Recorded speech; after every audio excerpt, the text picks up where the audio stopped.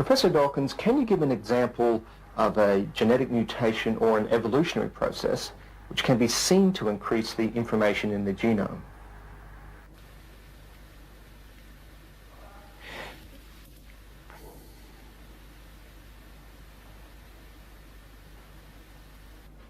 There's a popular misunderstanding of evolution which says that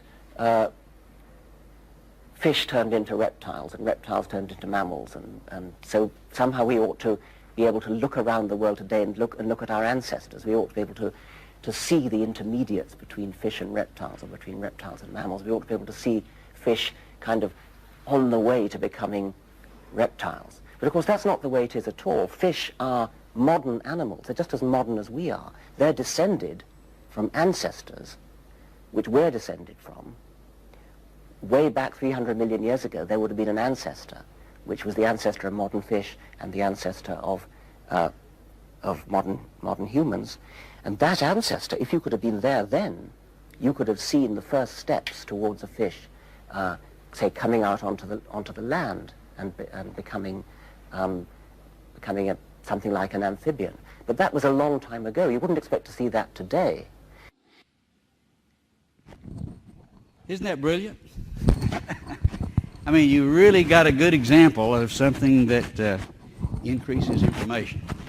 I'll guarantee you he wishes he had a better answer, but that's the best he can do. He's, of course, had a lot to do with, along with Carl Sagan, the SETI program here in the United States, which I think very well illustrates the problem. Billions of dollars being spent looking up into the sky for what? Some kind of information. Some kind of a dot, dot, dash, dash that would indicate there's intelligence out there. And if we saw this information, that would indicate intelligence in outer space. We haven't found it. Still trying. But why don't instead we just look down the microscope, as many have, and recognize what's there? As he tells us, Sagan tells us, there's 100 million pages of the Encyclopedia Britannica. That's a whole lot more than just a few dots and dashes. If you walk along the beach, as we pointed out, and you see John loves Mary, that's enough information to say this is from intelligence, but they see 100 million pages of information, and no, that just happened. That's not intelligence. But if we saw a few dots and dashes, that'd prove intelligent life in outer space. Does that make sense to you? It just shows the power of the prejudice against something besides natural origins. So, when we talk about this degenerative law, the second law of thermodynamics that pervades the universe, the simple explanation, well, it's open to energy of the sun, provides a necessary requirement to overcome the degenerative process, but it's not sufficient. You also need information. And in that simplest cell, you need an explanation for 100 million pages worth of information in the simplest cell we know anything about. Okay, you got part of the answer, the energy. Where's the other part of the answer? Where did the information come from? And I've asked that question on college campuses all over the country over and over again. And you know what they say? You just heard the answer. They don't have one. Oh, we got energy from the sun, yes, but that's not really the answer, is it? That won't do the trick. Not only do we see this in the world around us, I think we see evidence of this degenerative process everywhere we look. One place the evolutionists wouldn't expect to see it is in the life of the past, and we'll talk more about that when we speak of the fossil record Friday evening. But it is a degenerative process, and while we have all of these little books that show upward increase of the animals and the little horse charts and the graduated man charts, that's not what you see in the fossil record. Even Stephen Gould acknowledges this when he says the sweep of anatomical diversity, all the different forms of anatomy, how many, well, you've got a maximum right after the initial diversification of multicellular animals. In other words, When it starts, that's the way it is. It's more diverse than it is now. The later history of life proceeded by elimination, not expansion. It's going downhill. And it was larger in the past, and we have degenerated. Now, you've read that in your textbook, right? Don't think so. But this textbook acknowledges in this geology text that mammalian life was richer in kinds of larger sizes and had a more abundant expression in the Pliocene than in later times. And you can find expressions like that in all of the periods. Let's just look at a few examples that would help demonstrate this point, beginning with Louis Leakey, who's supposed to be one of the icons of evolution. If you saw Gorillas in the Mist, he's the hero of evolution, who really wasn't, and we'll talk more about that later. But Time magazine, a number of years ago, says he was scouring the gorge since 1931. Over the years, he's unearthed the bones of an ancient pig as big as a rhino. Y'all have all seen pigs like that? A 6-foot-tall sheep, flat-top skull of a wrecked nutcracker man. I think that was a big ape. Pig as big as a rhino. Or you could make a killing in the bacon business, couldn't you? This is a picture of one of those pigs from the Dakota School of Mines. The one on the right is the fossil pig. And if pigs were this big, how big were the rhinos? Here's one from India, 20 feet tall.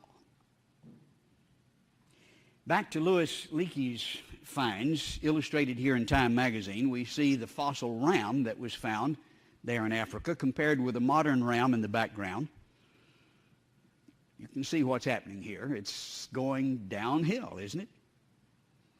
But of course, man has gotten larger over the years, and we know in the last 50 years that there has been a pretty dramatic increase. Most biologists would say this is because of our knowledge of nutrition and vitamins. We have more to eat and better food to eat.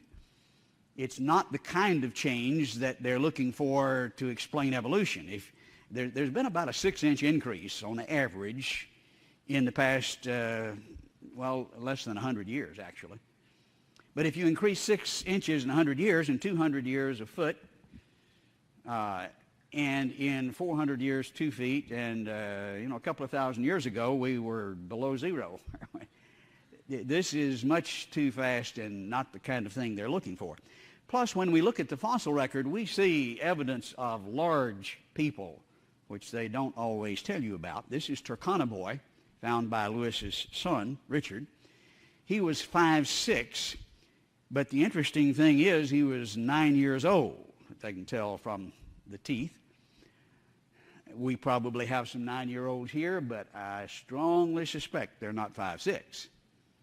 We have, Cro-Magnon man averaged 6'6" in height. Two fossils in Italy found a couple of years ago over 8 feet. They were big in the past. Not all, but many of them were. We excavated this donkey from near Lubbock, Texas, several years ago, 9 feet tall at the shoulder.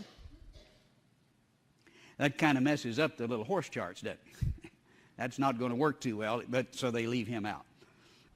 In the same area, we excavated a bison with a 12-foot horn span that stood about 11 feet tall at the hump. Y'all have all seen bisons that tall? No. But that's the way it was in the fossil record. And we see the little armadillos running around. You can see the normal size one in the foreground here in this page from a geology textbook. But notice the writing at the bottom. This was 9 times larger than present-day armadillos. Now, when you see these little graduated horse charts and you see the graduated man chart, that is supposed to give the illusion everything's getting bigger. Let me tell you something. You're being lied to. Because every paleontologist knows the very opposite is true. Just a few years ago at the Society of Vertebrate Paleontology, which I'll be at next week down in Houston, by the way, their annual meeting, they were talking about an armadillo that they found. It was the size of an elephant. That's the way it was described. In fact, in 2004, this news release came from the BBC. Here's a Stone Age elephant twice. Now, elephants are big today. But here were elephants twice as big as the largest modern African elephant. Bones of other large animals, rhinoceros, all of them were bigger. And here we see at the inset the huge tusk for these elephants that were twice as large as modern-day elephants. We're looking here at a fossil turtle that looks for all the world like modern turtles, except this one was 14 feet from one side to the other. You see many 14-foot turtles running around. Here, compared with a 7-foot basketball player, he is dwarfed. From down Big Bend, and it's not because it's from Texas, but there is a big crocodile compared with a modern crocodile here, 50 to 20 feet. National Geographic had a special that dealt with the large crocodiles that were seen in the fossil record just a couple of years ago. And this is typical when you look at the fossil record. We're looking here in the center at a 14-foot shark jaw. That's a good-sized shark, but wow, look at that thing from the fossil record. Jaws is dwarfed by such. We see the great white illustrated. That's a pretty good-sized shark, but nothing like the fossil sharks. We have one of the teeth from the large fossil shark back in our artifact room. Most of us are familiar with our little beavers. They can be pretty aggravating as they go around chewing on branches, but think how aggravating it would be if they were 10 feet long, as is the case in the fossil record. Again, a page from a geology textbook. Here we see a picture from the Field Museum of Natural History in Chicago of the 10-foot beaver. Science reported just a few years ago a real mighty mouse, 8 million years ago. The buffalo-sized rodents roamed in Venezuela. In fact, Science News reported him as Ratzilla. Glad they're not around. This from 2005 in Syria, a camel foot that indicated a camel, according to the BBC, double the size. Do you get the point? I mean, this just goes on and on and on. This is the way it was. One of my favorites, here described in Wikipedia, is the demon duck of doom. 8 feet tall, 500 pounds, carnivorous. Don't want one of those things after you. Kind of reminiscent of a movie scene.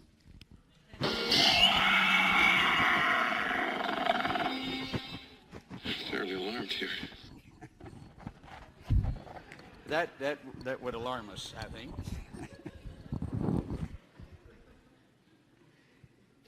From Australia, killer kangaroos once roamed Australia. Science News says they had teeth that crunched through bones, sliced off flesh. They were enormous.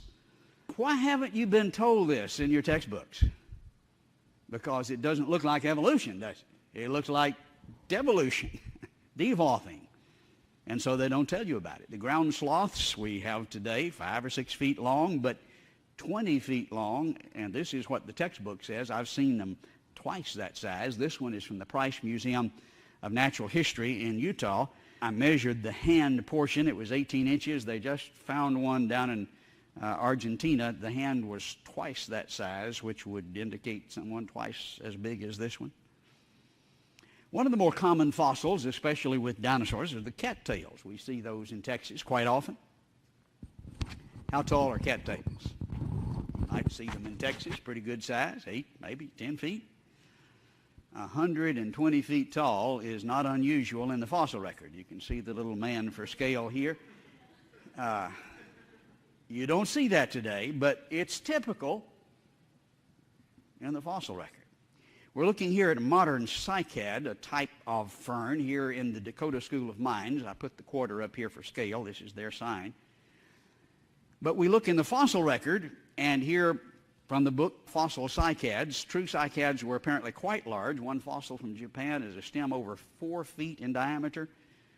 Today it's like a little maximum 18-inch fern. Bugs were big.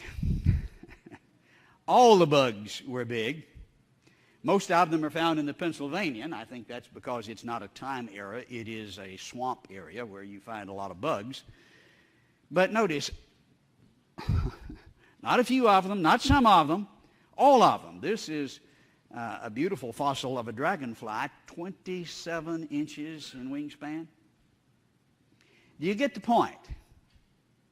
Just on and on and on. I excavated a cockroach from near Oblong, Illinois, several years ago, 1.5 feet long. The wife wouldn't let me bring it in the house. You know, it's a rot. No, it's a cockroach.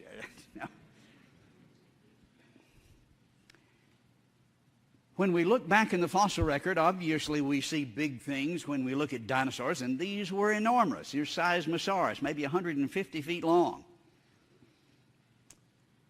There is one representative of the beakneck family that's still around that remains from this group of animals. Maybe killed off by people that understood what we see when we look at Jurassic Park. We'd rather not have those things around. The only representative today is the tuatara from New Zealand. Same family. He's about 8 inches long. Hadn't evolved a whole lot.